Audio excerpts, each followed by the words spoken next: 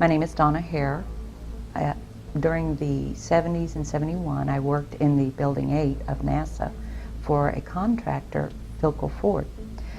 They've changed their name several times, and over the years, I worked in the photo lab, I worked in different areas of the company, on and off site. During the 70s, I don't know the exact date, but I walked into the photo lab, one of the restricted areas. I did have a secret clearance, which I was not aware at the time. There were clearances higher than I had, because those clearances are supposed to be kept secret, that you have them. So I didn't know. I thought I had the top clearance. I walked into a restricted area, which was not my company. It was the NASA photo lab. And there they developed the film from the moon and satellite pictures. That particular day, I walked into the photo lab in the restricted area, and this was between missions. One of the gentlemen I had been friends with, and I still talk to occasionally, he pointed my attention to one area of this mosaic. It was one panel of a mosaic, which are several panels put together to form a larger picture. And these were I believe they were satellite pictures. I'm not sure. They were aerial, looking down. And I said, this is really interesting. He explained everything. And then with a smile on his face, he said, look over there. And I looked, and in one of the photo panels, I saw a round white dot. And at the time, it was very crisp, very sharp lines on it. And I said to him, what is that? Is that a dot on the emulsion? And then he's grinning, and he says, dots on the emulsion don't leave round shadows on the ground. And there was a round shadow at the right angle, at the correct angle, the sun shining on the trees. I saw pine trees. I didn't see a coastline. I don't know where this was. But I looked at him, and I was pretty startled, because I'd worked out there several years and never seen anything like this, never heard of anything like this. And I said, is this a UFO? And he's smiling at me, and he says, I can't tell you that. I can't tell you that. What I knew he meant was, it was, but he couldn't tell me. So I said, what are you going to do with this information? And he said, well, we always have to airbrush them out before we sell them to the public. And I was just amazed that they had a protocol in place for getting rid of UFO pictures. So as a precaution, they were put in quarantine for a little while. This particular man was in quarantine with them and was part of their debriefing. He said that a lot of them talked about their experience in seeing these craft follow them. And I think, and this is the best of my memory, that the code word was Santa Claus for these craft. And then some that wanted to talk were threatened. If they talk, they've signed papers not to talk. They have their retirements taken away. I was just overwhelmed with that piece of information, because I started asking questions. Certain people that I would know were key people in the organization. I'd take them away from the site. We'd go to lunch, and I'd talk to them. And alone, they would tell me things, and then swear if I ever said they said it, they would say I was lying. One gentleman that I knew very well was in quarantine with some of the astronauts. He said just about every one of them has seen things when they went to the moon. And this man has disappeared off the face of the earth. I've tried to find him, but I have his name. I've given to Dr. Greer.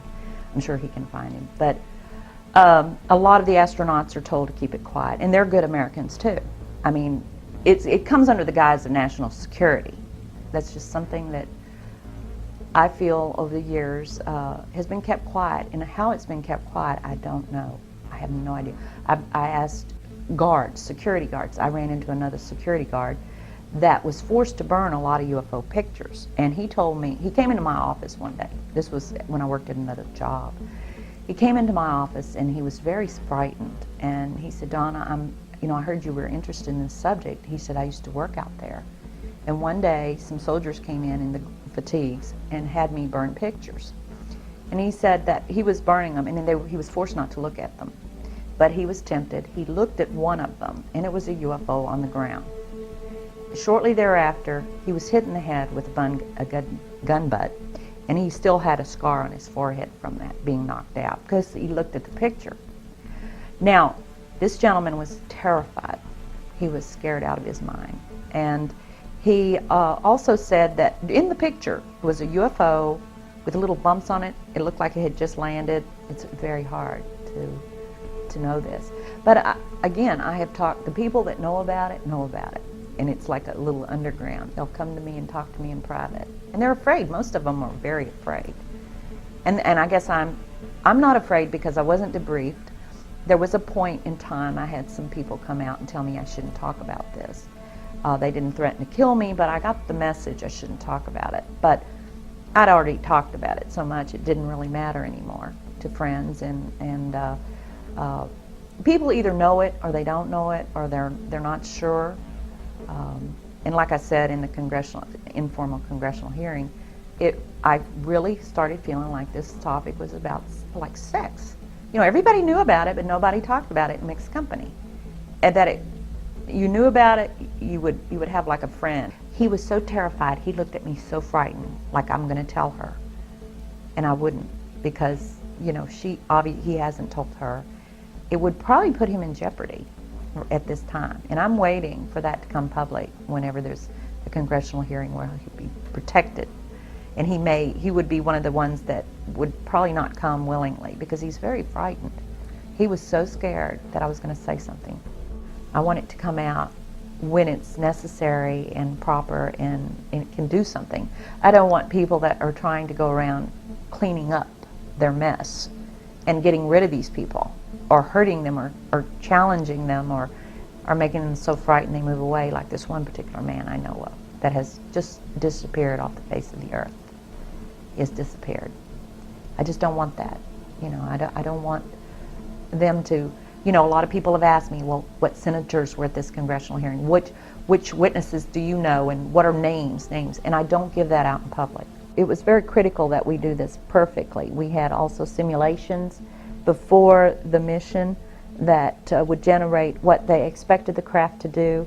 The lights would, on the 10 by 20 foot screen in the control center, they would have these projected up there, and a light would go off going the pathway of the different, this is really one continual line, but it's done on different scales that we had to do.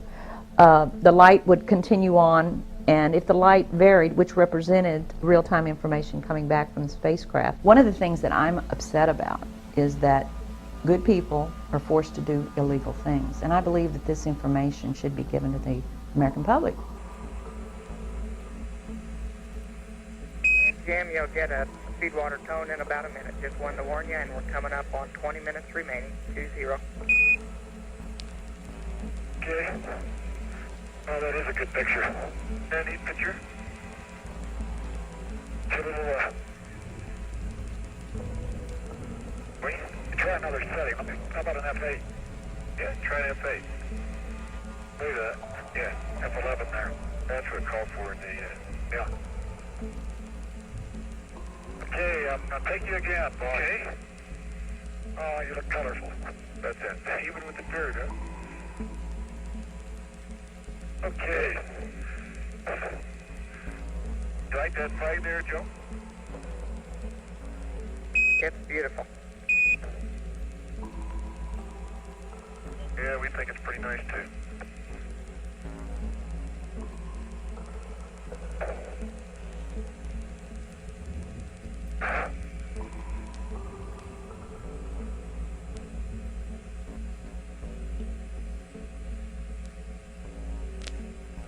None of the photos from Apollo 11 are of Neil. Through some odd quirk of scheduling, Neil was in none of the photos. They're all of Buzz Aldrin, the other guy who was on the moon with him. There's one possible photo of Neil, but nobody is positive. The reflection in Buzz's visor is the only still photo we can be positive is Neil on the moon. 2. NASA lost the videotapes. The actual master tapes of Neil coming down the ladder were accidentally lost in the commotion of the week. The images NASA has right now are a video of a video monitor that was showing the landing. They've since been remastered and restored to how they would have appeared that day. 3. Buzz Aldrin took communion on the moon. Right after the landing, Buzz kind of surprised everyone and pulled out a tiny communion set. Right there on the surface of the moon. He took the Catholic rite of communion while Neil presumably kicked himself for not thinking of that first. It's honestly kind of odd that this wasn't made a bigger deal than it has, since it's a pretty cool move on Buzz's part. 4. The astronauts refused nap time. Right after the famous The Eagle has landed, the mission plan said Neil and Buzz were required to get a little sleep.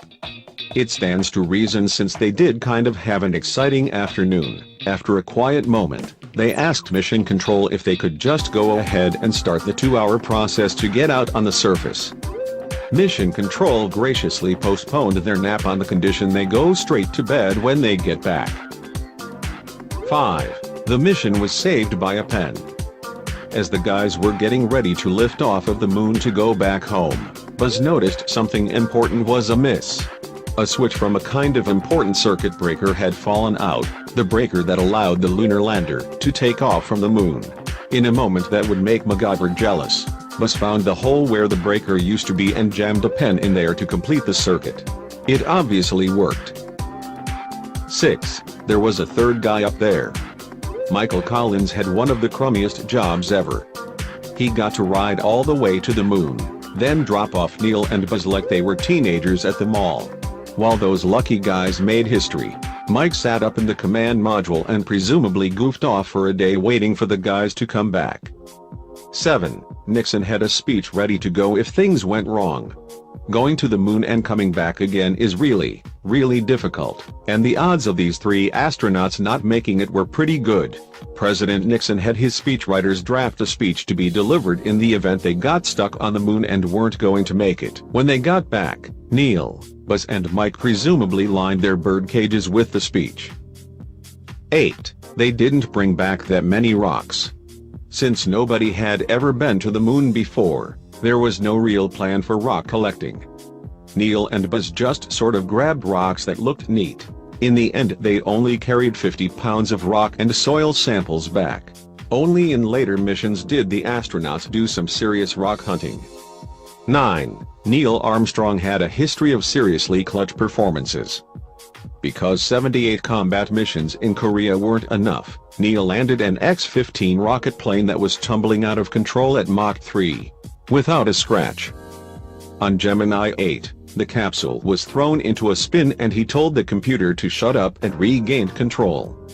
When the Apollo 11 landing training vehicle broke, Neil ejected with less than a second to spare. When the landing computer on Apollo 11 broke, nobody was surprised when he stuck the landing.